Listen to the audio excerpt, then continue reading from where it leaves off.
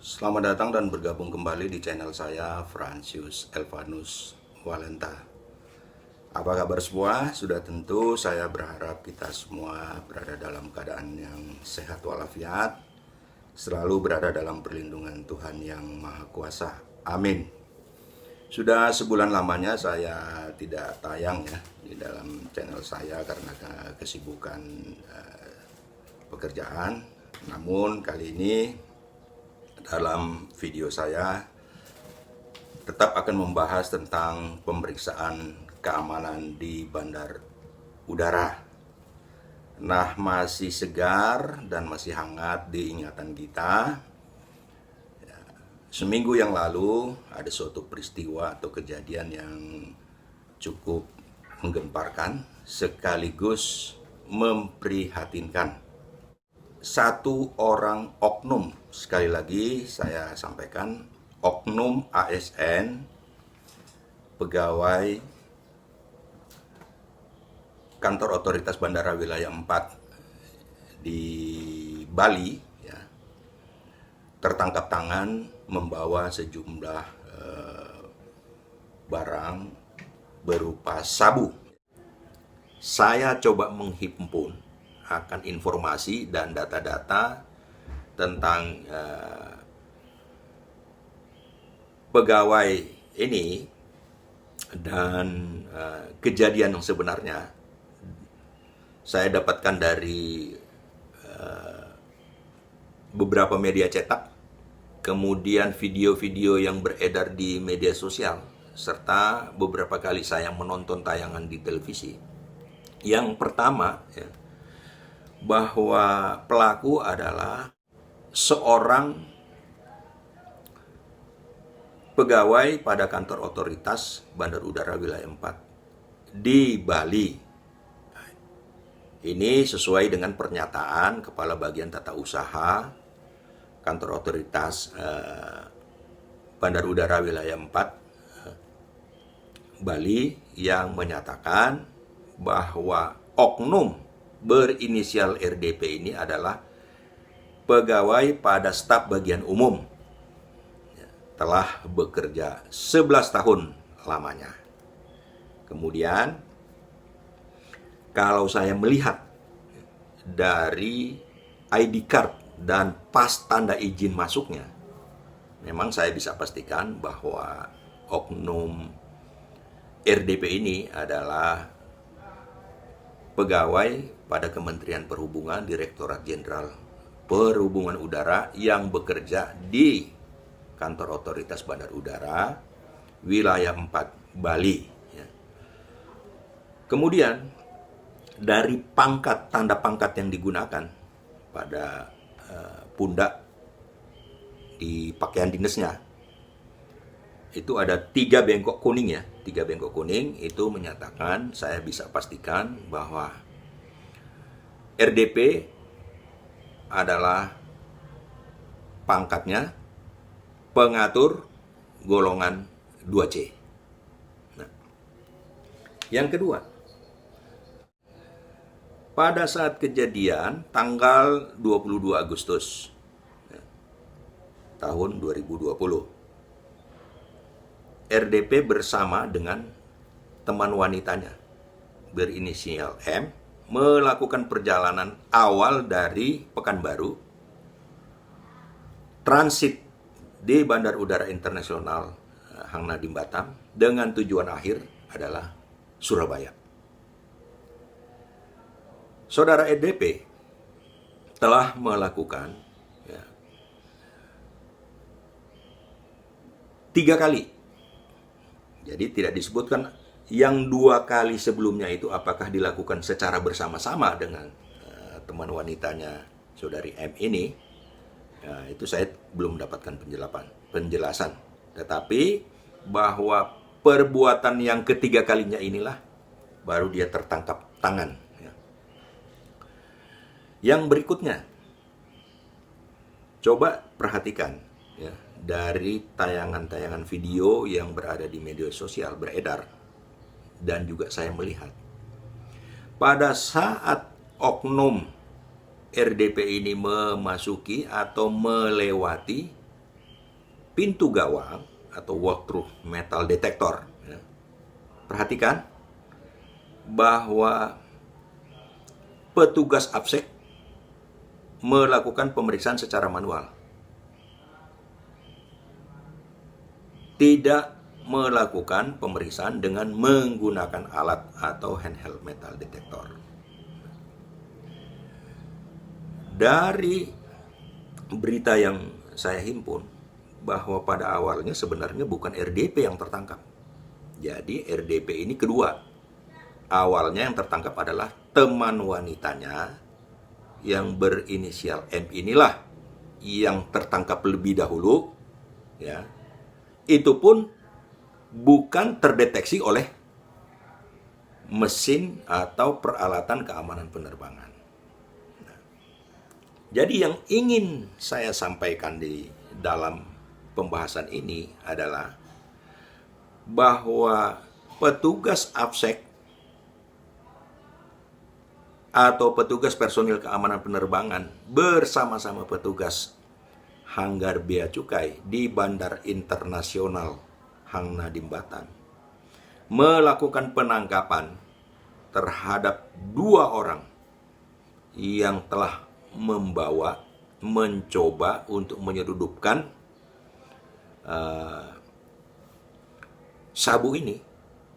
Itu bukan melalui pendeteksian oleh peralatan keamanan penerbangan. Sekali lagi, ya, tertangkapnya mereka itu atau sabu yang dibawa ini bukan karena terdeteksi oleh peralatan keamanan penerbangan, melainkan, ya,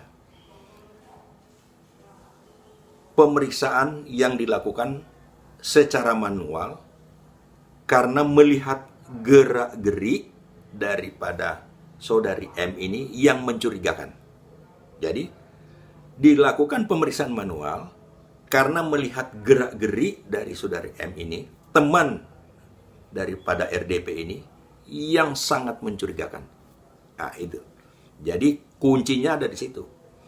Bagi seorang personil keamanan penerbangan atau APSEC, ya, itu jangan selalu mengandalkan 100% peralatan keamanan penerbangan.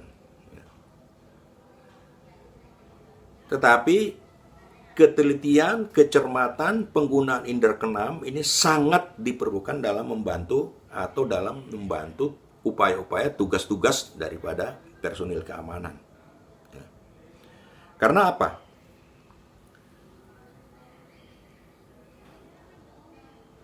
Sebenarnya, ya, APSEC itu tidak dilatih secara khusus. Ya. Petugas keamanan itu tidak dilatih secara khusus untuk mendeteksi obat-obat terlarang. Tidak dilatih secara khusus. Sekali lagi ya, saya ingin sampaikan bahwa seorang petugas APSEC itu tidak dilatih secara khusus, ya, untuk mendeteksi, ya, obat-obat terlarang. Tidak dilatih secara khusus.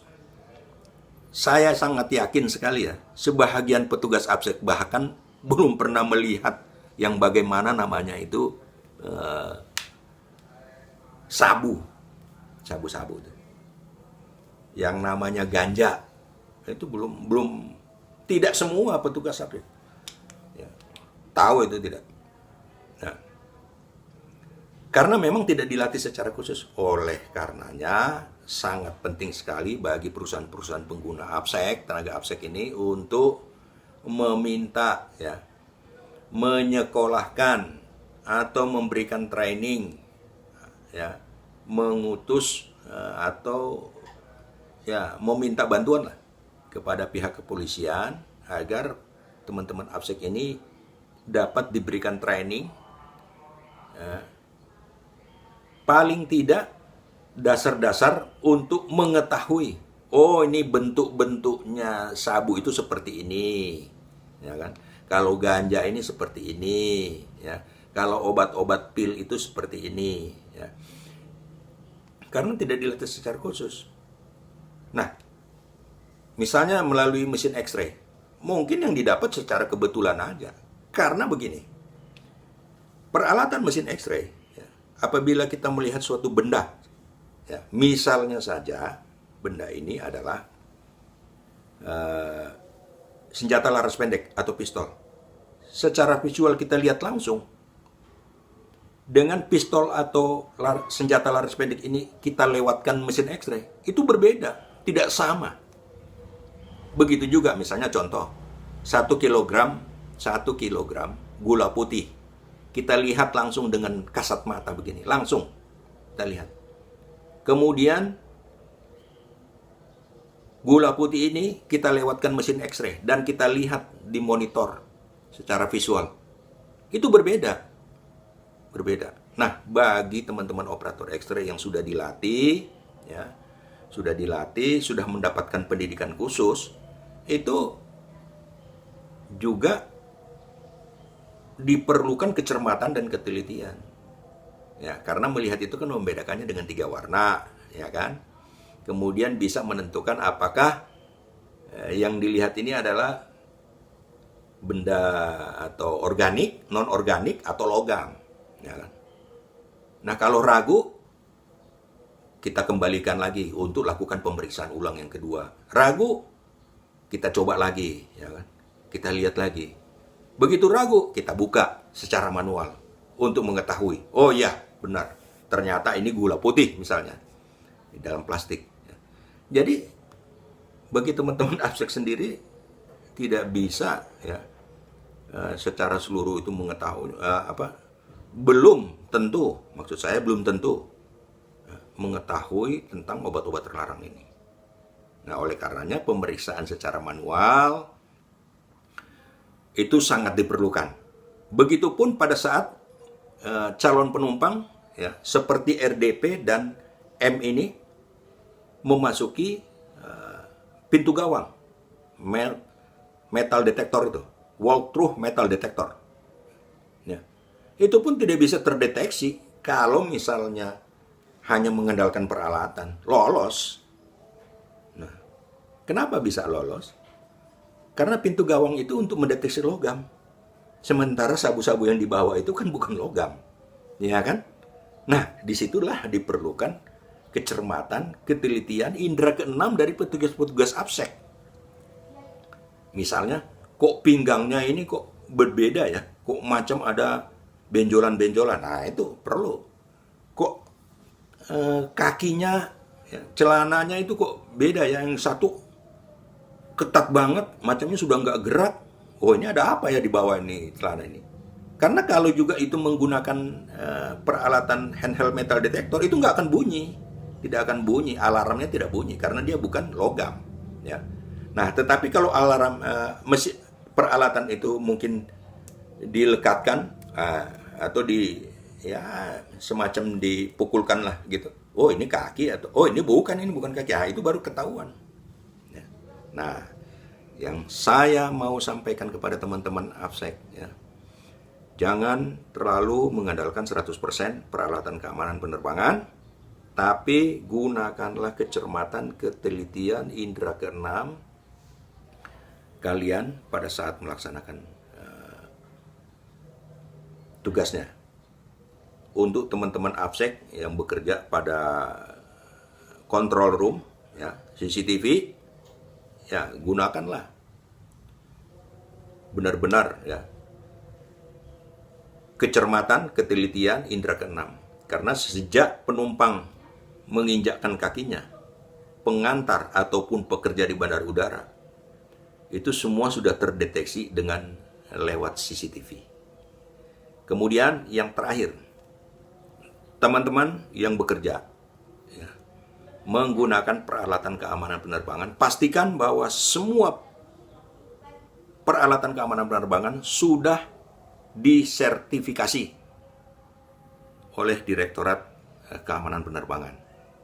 Pastikan, apabila ada yang belum, sampaikan kepada atasan, ya, agar peralatan yang belum disertifikasi untuk diajukan untuk dilakukan sertifikasi, supaya benar-benar peralatan keamanan penerbangan ini, keandalan, ya, kinerjanya selalu terjaga dengan baik.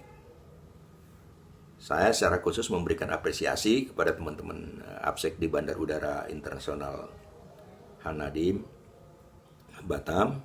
Demikian pula di beberapa bandar udara internasional yang ada di Indonesia ini. Jadi bukan hanya di Batam aja, APSEC di Batam aja yang sudah menemukan penemuan atau pemutus rantai peredaran obat-obat terlarang.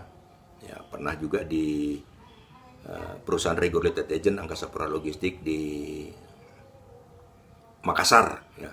Itu bukan sekali, beberapa kali, ya, membantu pihak-pihak kepolisian, ya, menemukan, setelah menyerahkannya juga kepada pihak kepolisian. Bahkan mereka pernah mendapatkan penghargaan secara langsung dalam suatu upacara, ya. Pada saat itu Kapolda memberikan penghargaan secara khusus, ya, kepada beberapa karyawan perusahaan regulated agent angkasa pura logistik di Bandar Udara Internasional Hasanuddin Makassar, ya, atas tugas-tugasnya membantu pihak kepolisian menggagalkan upaya-upaya penyeludupan obat-obat terlarang. Kemudian ada juga di Balikpapan, di Semarang, ya. Semarang juga, mereka juga pernah melakukan hal yang sama. Nah, demikianlah pembahasan kali ini, ya. Dan kepada teman-teman APSEC di seluruh Indonesia untuk tetap semangat, ya, bekerja, gunakan peralatan yang sudah tersertifikasi, tidak mengandalkan 100% peralatan keamanan yang digunakan, tetapi ketelitian, kecermatan, indera keenam selalu juga digunakan dalam tugas sehari-hari. Bagi mereka yang pertama kali menonton video saya, silakan subscribe. Bagi yang sudah sering menonton video saya atau di channel saya ini, terima kasih, dapat like dan komen. Kita akan berjumpa kembali di tayangan berikutnya. Assalamualaikum warahmatullahi wabarakatuh. Salam sejahtera bagi kita semua dan salam kompak selalu. Terima kasih.